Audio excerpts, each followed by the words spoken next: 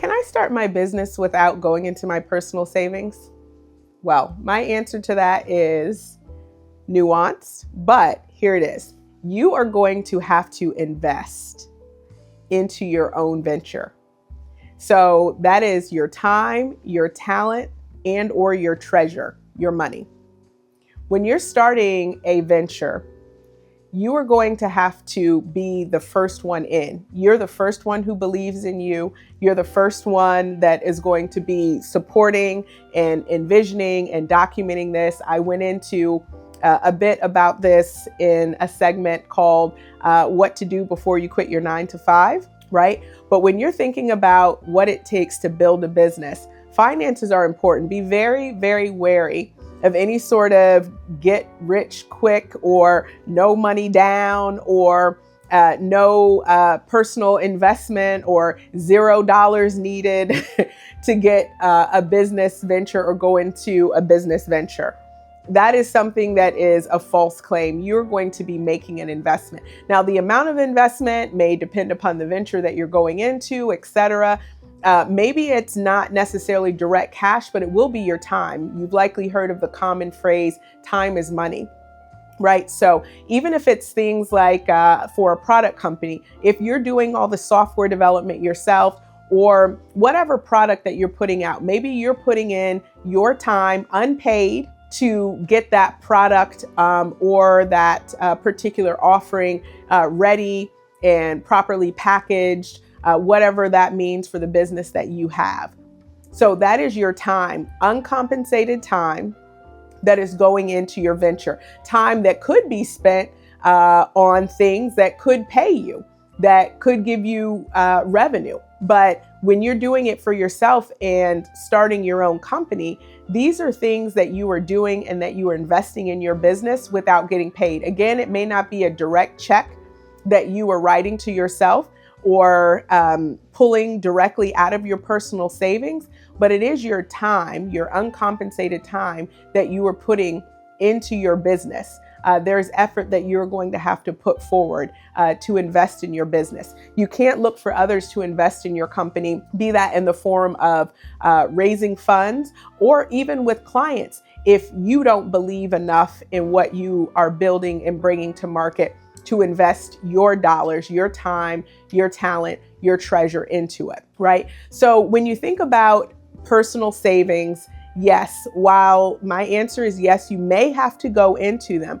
But again, one of the important things to realize and to think through, and I covered pieces and parts of this in the 9-to-5 segment before you quit your 9-to-5. I also covered it some in another segment and just talking about bootstrapping versus external funding. When you're looking at your personal savings, it's important to understand what you need personally to pay for your bills and the like, right? I do know founders, for instance, one tech founder, she built this product, and in order to finance the product initially, to get just a proof of concept to show that her idea is real and that it has some legs, she actually sold her home and took the finances from selling her home to use that as the initial investment to get her business started. Now, I'm not trying to say that that's the move, that you necessarily have to take, or even that that's like the advised move to take. I'm just giving an example of what it requires. There will be an investment on your part to get your venture started.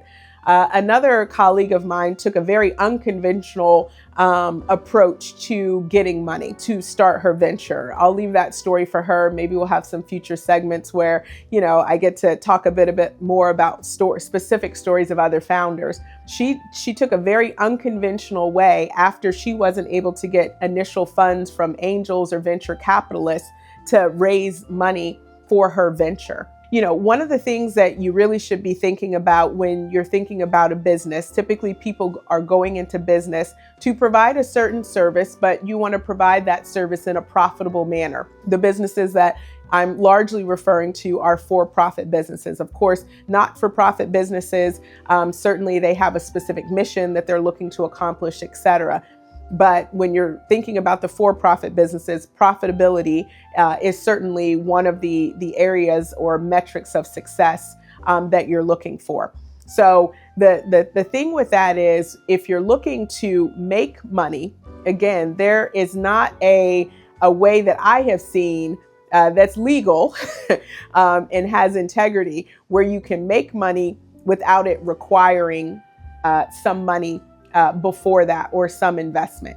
And so you want to make sure that you're looking at the broader landscape of your financial picture, even in starting a business. Like, understand that why, right? So in the case or example of the young lady who sold her home to get the money and the finances to put towards her business, in her mind, her picture of her economic growth and what she wanted to do as a person in terms of how she wanted to build wealth, having a company and building the company and bringing that vision to life was a bigger part of her building wealth picture than perhaps her home at the time. Right? And so that's something that I really encourage you to think through when you're thinking about the context of a business, especially in particular for-profit business that you're looking at helping to contribute to the revenue of your household, etc. Where does that fit in the broader scheme of your vision for building wealth and finances for you and for your family? And that will be a big part of what you think through when you consider where you might get the investment capital, or where you can pull time from, or how you can use your talent in building a venture, right? But it's really, really key to understand that you are going to have to make an investment from your time, your talent, or your treasure. And so really take the time to understand where this business venture fits in the broader vision that you have for yourself and your family around building wealth, because you want to make sure that you approach the business, you finance it, you prioritize it in a way that fits into that broader vision or picture. So if you'd like to hear a bit more just about strategies for how you should finance your business and how much of personal savings might be appropriate, or any questions that you may have on this topic, I'd be happy to continue the conversation. I'm on LinkedIn. You can direct message me, Tina Williams-Koroma, or reach out to us via our business socials. TCecure is on Instagram, we're on LinkedIn, we're on Facebook. Put comments, let's keep a discussion going, and definitely subscribe.